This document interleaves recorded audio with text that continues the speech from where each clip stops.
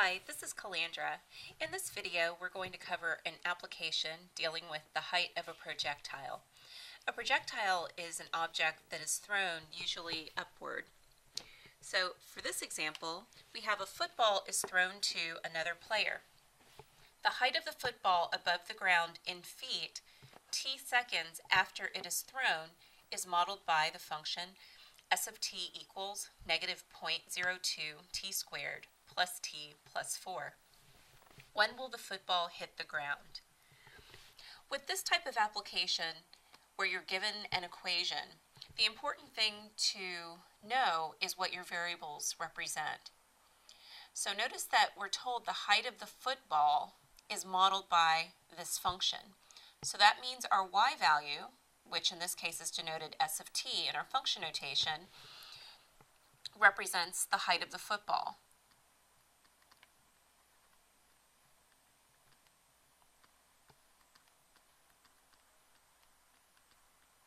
We also see that t is measured in seconds, so t is our time.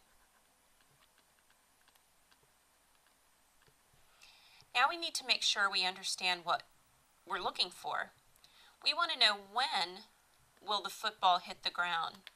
So if we're trying to answer the question when, that means that we're trying to find our time, or t.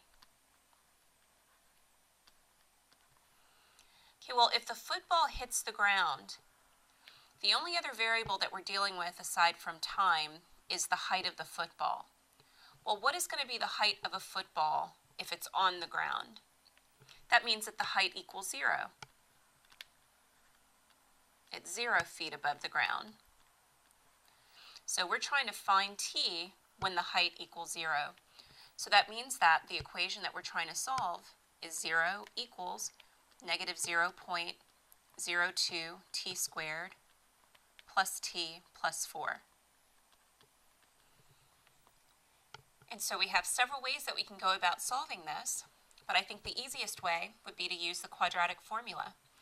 So let's note what our a, b, and c are.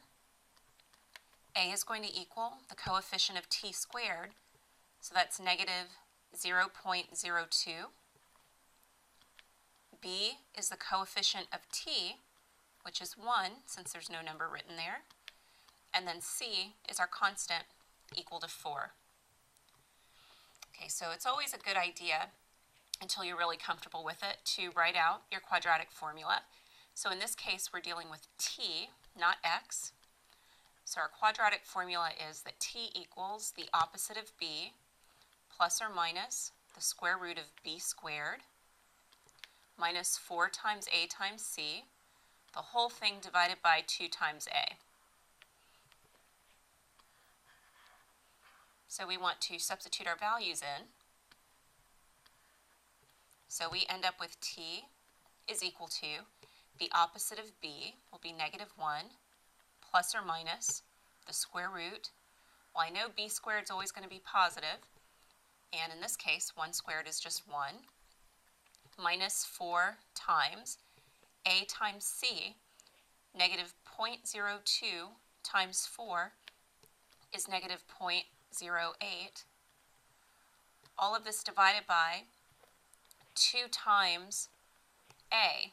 2 times negative 0.02 will be negative 0.04. Okay, so now we need to simplify. So I have negative 1 plus or minus the square root. And I'm going to use my calculator so that I'm less likely to make an arithmetic error. So I have 1 minus 4 times negative 0.08. I can do that all in one step in my calculator. And that gives me 1.32. All divided by, still, negative 0.04. Okay, so we're going to have two answers.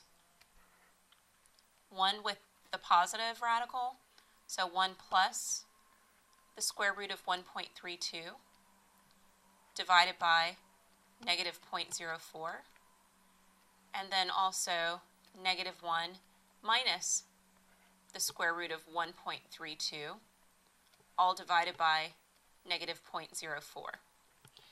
Now, since the square root of 1.32 is going to have to be rounded, you want to make a point to only round once, and that's in your final step, because every time you round, for example, if I rounded the square root of 1.32 and plugged that value in here, and then divided it by 0.04, my answer is going to be less accurate each time I use the rounded value.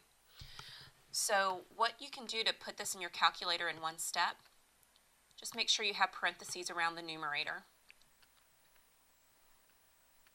Okay, so I'm entering in, open parenthesis, negative 1 plus the square root of 1.32. Depending on your calculator, you may need to close the parenthesis around your square root and then close the parenthesis around the numerator, divided by negative 0.04. And this is giving me, I'm going to round to 2 decimal places, approximately negative 3.72.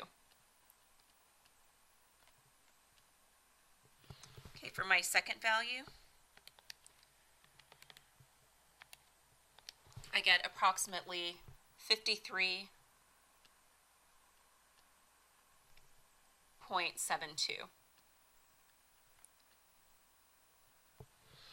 All right, so let's look at what these mean and answer our question.